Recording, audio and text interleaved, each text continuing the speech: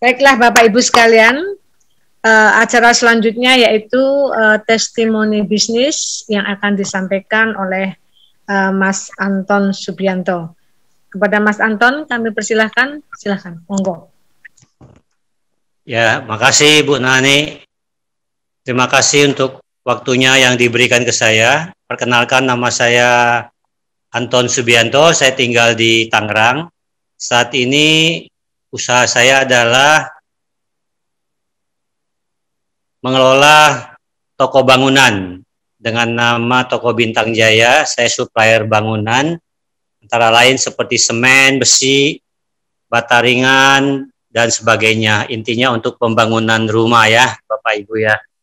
Saya dikenalkan bisnis ini oleh leader saya yang barusan, yang luar biasa, Bapak Edo. Waktu itu saya kenal beliau 1 tahun yang lalu. Beliau menjelaskan produknya, waktu itu saya masih ragu. Saya waktu itu pertama kali saya beli 1 box dulu. Setelah saya pakai, ya ternyata produknya berbicara, berkhasiat, dan juga bonusnya saya input. Saya daftarkan atas nama saya sendiri, ternyata ya bonusnya benar, dibayar secara harian. Nah, jadi kalau orang itu tidak mau diinput, seperti Bu Nani kemarin, dipikir tidak mau jadi member, jadi berarti bisa juga diinput nama kita sendiri, jadi Subianto 1, Subianto 2, 3, 4, sampai 100. Tapi kalau Bu Nani bilang, Pak Joko saya mau diinput, ya berarti diinput pakai nama Bu Nani.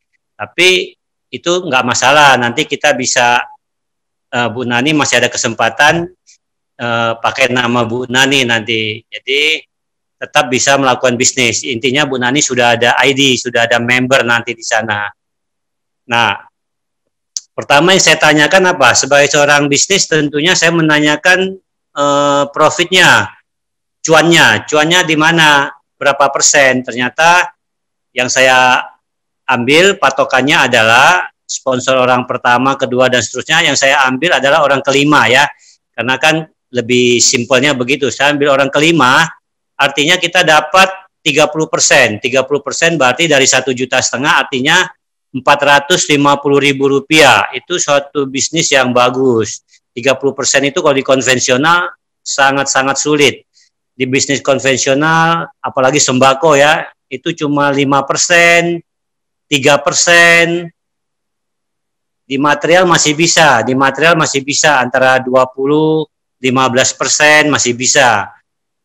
Kalau bisnis yang 30% ini sangat jarang, Bapak Ibu. Jadi 30% bagi saya sangat menarik. 1,5 juta saya bisa dapat 450.000 potong pajak. Pertama yang saya tanyakan itu ke leader saya adalah profitnya. Kedua, legalitasnya. Ternyata lengkap juga. Saya nggak mau dong namanya bisnis beresiko ya. Artinya semua lengkap. Yang ketiga, jaminan produknya apa? Diferensiasinya terhadap produk kita dengan kompetitor kita apa? Ternyata kelebihannya diberi garansi 3 tahun. Kalau produk kompetitor kita yang saya sudah cek sampai saat ini, mereka hanya kasih 3 bulan. Dan 3 bulan tentunya sangat terlalu pendek ya. Nah, kalau 3 tahun itu sangat bagus. Jadi saya sangat tertarik ada suatu perbedaan dari produk kita. Jadi 3 hal ini yang membuat saya segera memutuskan untuk bergabung. Karena bagi saya, kalau saya terlambat bergabung, wah, saya sudah keduluan sama orang lain. Artinya bicara bisnis berarti bicara momentum ya. Momentum, contoh, saya mau rekrut Ibu Nani, tapi karena saya belum join, saya bilang tarso aja, tiba-tiba ada orang lain yang kenal Ibu Nani juga. Ibu Nani direkrut sama teman saya. Nah, padahal Ibu Nani ini potensi misalnya. Nah, otomatis saya kan kehilangan satu chance, satu kesempatan, yaitu Ibu Nani sudah direkrut sama orang lain. Nah, padahal kan teman kita juga itu-itu aja. Kita punya geng, kita punya komunitas, kan kadang orangnya itu-itu aja. Ya, belasan orang lah yang akrab ya, belasan orang. Nah, seperti tadi, kalau saya nggak cepat masuk, Ibu Nani direkrut sama orang lain, berarti saya udah kehilangan satu. Kalau saya lebih lama lagi, yang tadinya saya harusnya masuk sama saya, tapi diduluin sama teman saya, ya udah saya hilang lagi satu lagi. Nah, inilah yang dimaksud dengan momentum ya. Jadi di bisnis konvensional juga begitu. Kayak sekarang harga barang naik, kita harus manfaatkan tuh dengan dana yang ada, ya kita stok barang. Karena kalau sudah naik, ya kita nggak bisa stok lagi karena kan harga sudah tinggi. Nah, itulah yang saya bilang momentum kan. Kemudian yang saya rasakan di bisnis ini selain 30%, barangnya lama ya. Lama artinya kita sebagai konsumen lebih merasa enak, lebih enjoy, merasa lebih worth it lah. Beli barang 1,5 juta yang jelas 3 tahun sudah digaransi.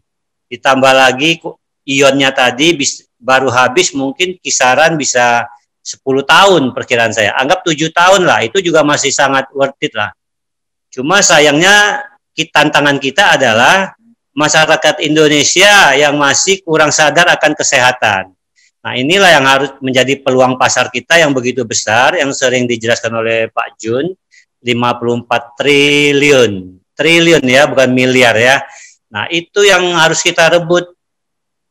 Nah, kita bagaimana mengedukasi masyarakat Indonesia? Yang saya lakukan adalah saya ada 2 cara. Pertama, saya jual, saya selling. Kalau memang dia nggak punya uang, ya saya recruiting, saya ajak dia bisnis.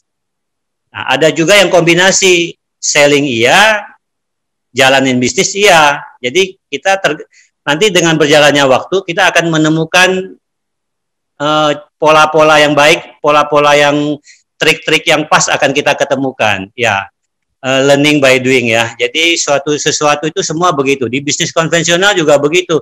Setelah kita dalami, kita akan menemukan pola-pola yang pas untuk kita, pas untuk tim kita gitu. Nah, ada juga yang saya terapkan, saya kasih kredit. Misalnya dia mau bayar 3 bulan. Ya, karena saya merasa keuntungan 30% itu masih worth it. Ya monggo, kalau memang kita berani, kita punya modal, ya kita kreditin 3 bulan, nggak masalah. Dia bayar 500, akhirnya lunas. Namun, kalau dia masih kredit, ya kita bisa juga, kita jangan input dulu, namanya jangan didaftarin dulu. Tapi kalau kita mau daftarin dulu, ya itu udah kebijakan masing-masing. Dan itu harus kita kaji secara benar, artinya kita harus kenal orangnya.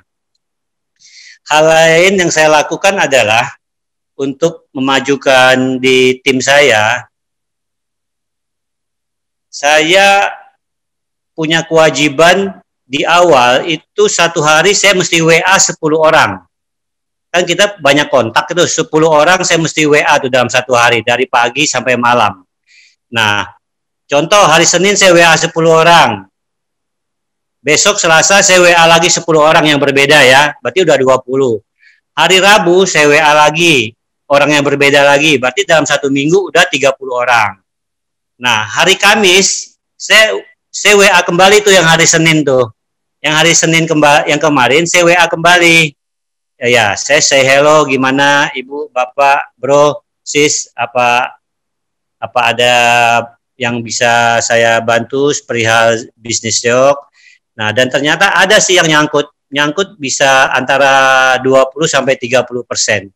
Intinya adalah kita mesti berusaha, effort. Ada pepatah mengatakan usaha tidak pernah mengingkari usaha tidak pernah mengingkari hasil kita. Artinya apa? Setiap orang yang usahanya lebih, sudah wajar hasilnya pasti lebih. Itu udah hukum alam, nggak ada yang usahanya lebih, hasilnya 0, enggak. Jadi usaha tidak pernah mengingkari jeripaya kita. Jadi teruslah berusaha, lakukan bikin daftar nama, karena kalau tanpa daftar nama kita biasanya ngacak. Kalau ngacak artinya kita lupa follow up. Kalau lupa follow up artinya hilang kesempatan. Nah, ini kita jangan malas, tulis saja di buku, pakai tulis daftar nama siapa, nanti seperti tadi saya bilang Senin, Selasa, Rabu, niscaya apa yang kita lakukan pasti akan membuahkan hasil. Kalaupun belum maksimal, itu hanya masalah waktu. Mungkin sebulan, 3 bulan kita review lagi. Nah, kemudian yang saya lakukan lagi adalah komunitas. Saya membentuk komunitas yang saya memasuki atau membentuk komunitas bergaul dengan mereka yang positif. Contoh komunitas sepeda, komunitas olahraga, komunitas masjid, komunitas gereja, dan sebagainya. Komunitas membantu saya dari segi penjualan yang berlipat ganda dibanding kita satu persatu. Tapi satu persatu juga bagus karena dari dia juga dia bisa mereferensikan ke teman-teman yang lain. Bukan berarti nggak bagus, tapi kalau bisa komunitas yaitu efeknya lebih besar tentunya. Karena kita sekali penjelasan bisa 4 orang, bisa 5 orang yang bisa masuk. Nah, komunitas ini sangat penting. Karena apa? Karena kalau kita bisnis seok ya kita mesti di komunitas seok. Pembisnis seniman ya mesti bergaul sama seniman. Jadi saya pernah ketemu teman yang ngamen. Waktu saya lagi makan, dia ternyata ngamen ya. Terus saya tanya, bro, kamu udah kok ngamen sekarang? Iya, nggak ada kerjaan bro, katanya. Ini kebenaran teman-teman di kos-kosan saya pengamen semua. Jadi saya udah deh, karena nggak ada kerjaan, ya udah saya ngamen aja lah. Nah, terus ada lagi yang manusia besi yang dicat itu, yang badannya dicat, seniman manusia besi yang dicat badannya silver itu. Saya bilang, suatu saat saya ngobrol sama mereka, Mas, udah lama ya? Iya, udah 1 tahun. Mas bisa begini, seni begini dari mana? Dari teman, tetangga saya, hampir kebanyakan mereka badannya dicat begini. Jadi mereka, saya nggak ada kerjaan, ya saya ikut aja. Ya nggak ada kerjaan sih, susah sih kerjaan sekarang, katanya. Nah itu menunjukkan suatu komunitas, kalau kita bergaul dengan si A, ya karakternya seperti si A. Si B ya seperti si B. Nah, dan selanjutnya. Terus saya ketemu lagi teman-teman yang mengeluh, nggak ada bisnis, nggak ada kerjaan. Dalam hati saya bilang, bukannya nggak ada kerjaan mah banyak, kamu aja mungkin milih-milih. Kalau mau ya di Zeok ini banyak kerjaan. Kalau saya sendiri merasa justru kerjaan saya nggak habis-habis, bukannya nggak ada kerjaan. Kadang mereka yang belum tahu caranya. Nah, tapi kadang kita kasih tahu caranya, mereka responnya negatif. Nah, inilah yang tugas-tugas kita yang harus kita jelaskan ke mereka. Jadi sebenarnya bukan nggak ada kerjaan banyak. Cuma mereka belum ketemu orang yang pas, komunitas yang pas, sehingga hidupnya begitu-begitu aja. Hidupnya nggak ada perubahan. Mereka nggak punya goal setting, mereka nggak punya impian yang besar, impiannya hanya biasa-biasa aja, ya hidup mereka jadi orang yang biasa-biasa aja. Ya, saya rasa itu aja Bu Nani, cukup dari saya. Sekian, terima kasih. Baik, terima kasih Mas Anton.